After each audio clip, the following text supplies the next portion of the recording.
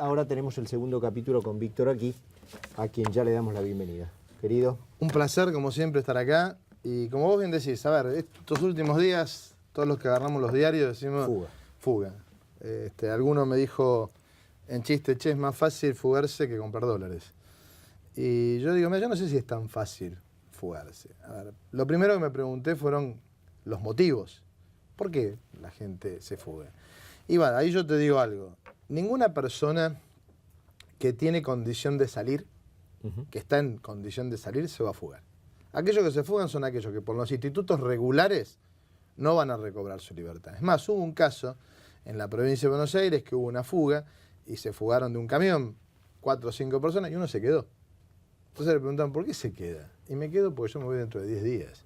Si ese señor se va, va a decir, bueno, le cabe una pena peor.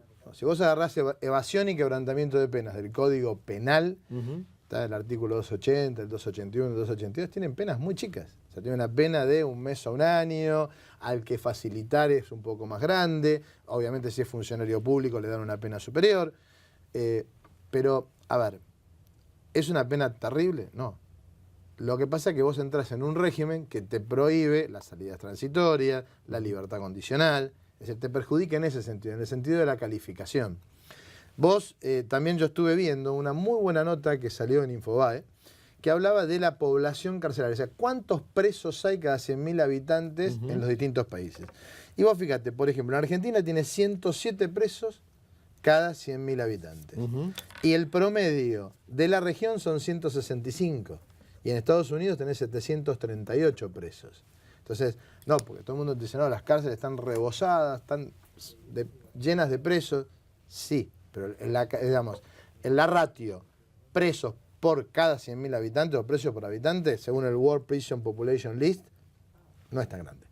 Ahora, ¿no será que es porque mucha gente que debería estar presa en la Argentina no está? Bueno, ahí vamos. Vos fíjate una cuestión muy sencilla. Por ejemplo, yo el otro día estaba mirando, vos tenés un promedio de 60.000 presos en todo el país. Tenés unos 10.000, 10.007, 10.010 del Servicio Penitenciario Federal, unos 26, 30.000 redondeate en lo que es la provincia de Buenos Aires, y tuvimos 2.900, 2.870 y pico tentativas de fuga y otras tantas de evasión. Acá tuvimos 2.875 intentos de fuga y 104 intentos de evasión. ¿Por qué te diferencio la fuga de la evasión? La fuga es cuando se ejerce alguna violencia o se rompe o se genera algún daño. Hago un boquete para irme, eso es una fuga. La evasión es, me voy caminando y me tomo un remis. Como el otro día estos muchachitos que se fueron, que le dijeron al remisero, no te matamos porque nos... Le dijeron, te íbamos a matar, pero nos trajiste bien, la verdad. Aparte tenés fugas de todo tipo. Tenés aquellos que se metieron dentro de un mueble, armaban muebles, se metieron dentro del mueble y se fueron. Pero vos pensás, che, tenemos 60.000 presos y no llegan a 3.000 la cantidad que se cree. Es un 5%, es mucho. Sí, pero tampoco es tanto. Yo la pregunta es, ¿hay más fugas o ahora son más noticias? Yo te diría que están tomando estado público hoy las fugas. Y vos fíjate algo, ¿el problema es la fuga? Sí. ¿Por qué? Mira, primero por dónde se alojan. ¿Dónde alojan a los detenidos? Históricamente, cuando estuvo Gabriel acá, te contó cómo es un proceso. Arrancamos con la denuncia, hacemos todo un proceso de instrucción donde se junta la prueba, después de eso vamos a un juicio oral, después del juicio oral viene una sentencia. A partir de la sentencia y unos juzgados, a partir del año 92, se crea el régimen de ejecución penal. El régimen de ejecución penal crea juzgados de ejecución penal. Juez conocido, si lo hay, Axel López. Muy bien, que tenemos Vania, Tatiana. Muy bien. Esos jueces que son... Ese dejó libre a varios. Por supuesto. Entonces, esos que van dejando libre, ¿por qué? Por salidas transitorias, ¿tá? O porque tienen la libertad condicional. Hay cierto régimen que vos tenés que tener para llegar a la salida transitoria a la libertad condicional. Que no es este el caso. Acá estamos hablando de gente que se fuga. Por eso te digo, los que se fugan son aquellos que no van a llegar por un proceso. El violador Broughton, que hoy nos enteramos que la empanada famosa con somnífero no tenía ningún somnífero y fue aparentemente el celador que lo estaba custodiando quien lo deja salir. Porque eso es un dato no menor. Siempre que salen, tienen una ayuda externa, que puede venir del propio servicio, del propio celador, o puede venir de afuera. Pero hay una ayuda, hay quien lo espera con un auto, quien le provee la ropa para vestirse de mujer. O sea, o quien levanta el mueble que está muy pesado y terminan diciendo, bueno, tan pesado no estaba, porque una persona dentro de un mueble no pesa igual que un mueble solo. Bueno, entonces, esta situación que yo te decía, estas fugas tan auspiciadas, pero ¿cuáles son los motivos?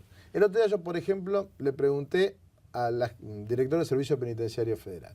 Él me dice, mira, no hay una estadística, sí hay una estadística obviamente de fugas, pero digamos, no hay una estadística de los fugados, pero así rápidamente en una charla me dice, mira, tenemos los 4 personas que se fueron a la Panamericana, las 13 personas que se fugaron de Ezeiza, los 2 que se fugaron del hospital militar y un gendarme.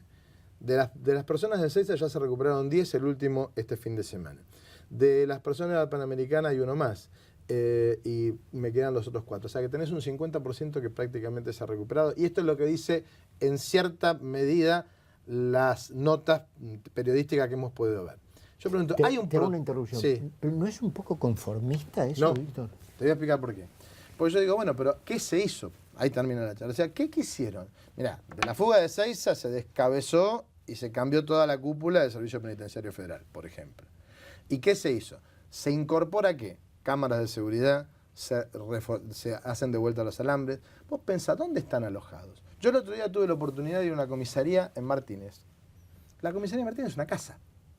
Y en esa casa hay gente que está cumpliendo su proceso, su condena. O sea, no están acondicionadas como comisarías o como lugares para la detención. Claro. Este Broughton que se escapa, o el señor que se escapa con la muleta, con el yeso, sí. estaban en cárceles de un régimen semiabierto. Entonces, ¿por qué pasa eso? Porque hay una acordada de la Corte. Obviamente el otro día un presidente de la Cámara de Casación de la provincia dijo, muchachos, esto está muy mal y hay que empezar a controlarlo. Dice, la Suprema Corte de Provincia dice, el juez debe decir dónde se tiene que alojar.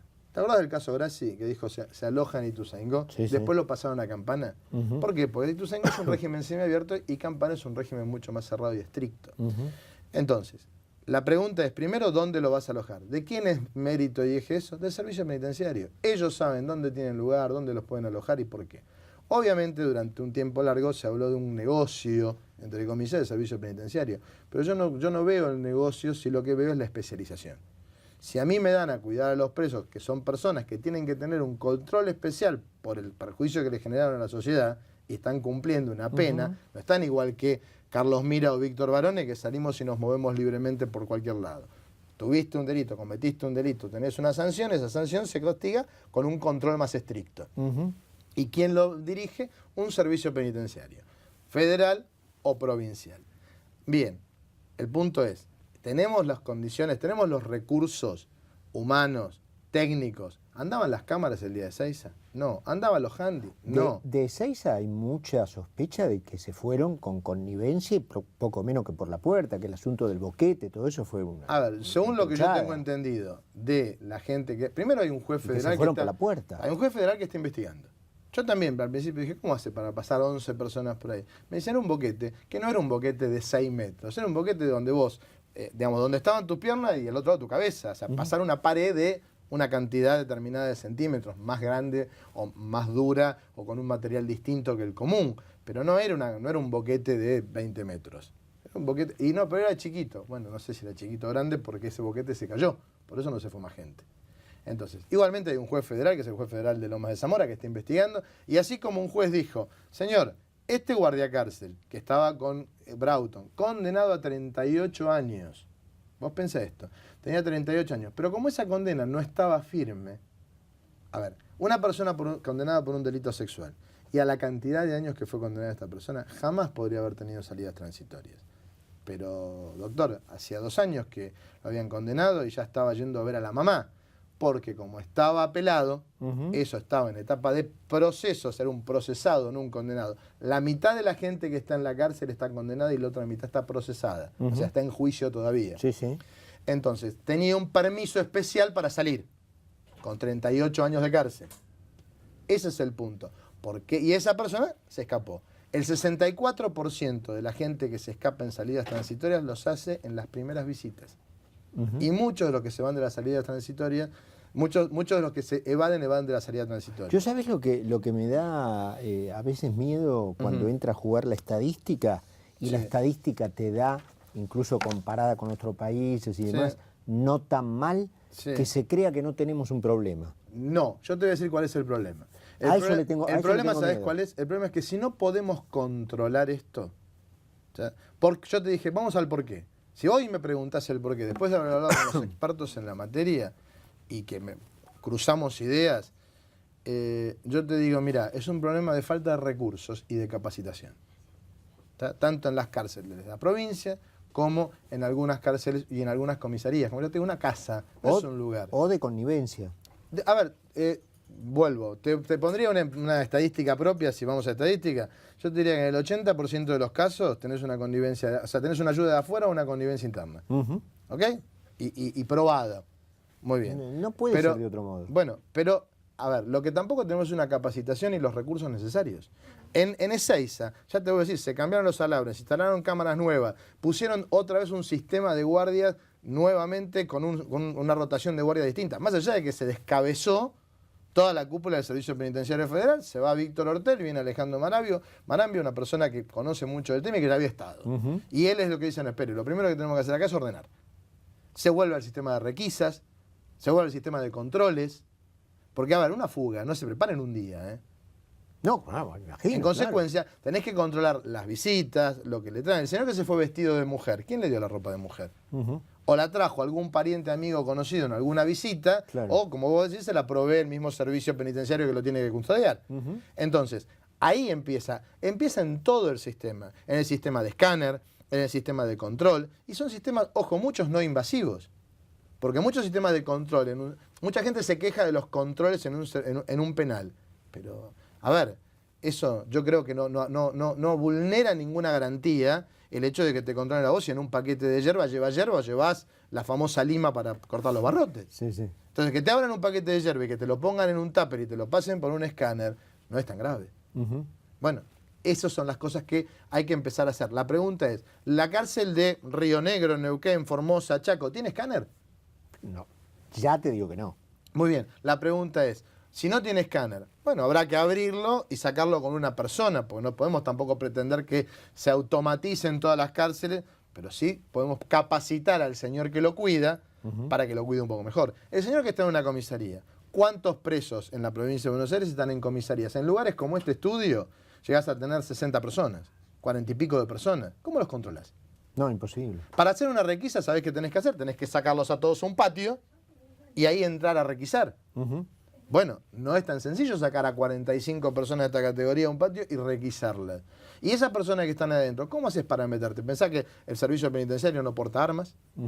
No es tan sencilla la situación. Bueno, entonces, varones, vos te estás conformando, como me dijiste recién. No, yo lo que digo es, muchachos, en vez de alojarlos en la comisaría, busquemos de alojarlos en los servicios. Hay cárceles de las cuales es muy difícil fugarse, dicho por los propios penitenciarios. ¿Y hay lugar? En algunos casos hay lugar. La pregunta es, si vos querés mandar a, no sé, una persona como, no sé, la que te guste, al Chaco, te van a decir, bueno, pero la familia la tiene acá. Bueno, pero yo tengo lugar en el Chaco para que él esté. Entonces, por eso te digo, ¿quién tiene que ser la persona que decida dónde va? A mí me parece que aquel experto en la materia, en tanto y en cuanto esté capacitado. Que hoy por hoy se llama servicio penitenciario. Federal, provincial, lo que sea. Yo creo que pasa por ahí la situación.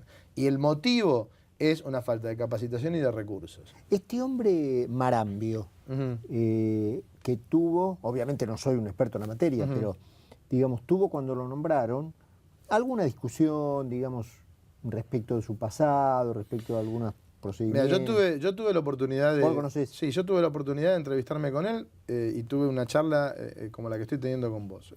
Cuando se va Ortel, nosotros lo contactamos a través de... Llamamos por teléfono y quisimos tener una entrevista con él, porque se la habíamos pedido en su momento a Ortel, tengo nosotros, Gabriel Yesi y yo.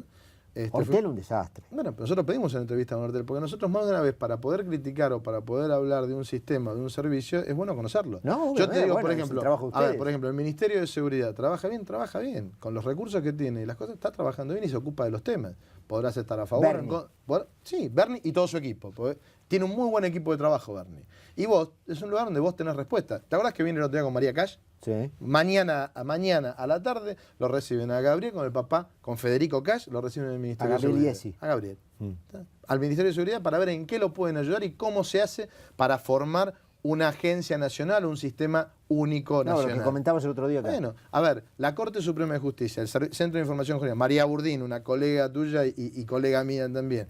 El otro día le dijimos, che, ¿y se hace una oficina, como está la oficina de violencia doméstica, una oficina de búsqueda de personas? Qué buena idea, se la voy a plantear a Lorenzetti. Pero vos lo conocés y hablás en un mano a mano. Este intercambio lo tuvimos con Marambio. Marambio es una persona que conoce mucho del tema carcelario. Eso creo que nadie se lo niega, pero había allí alguna discusión sobre la discusión es, por ejemplo, sobre...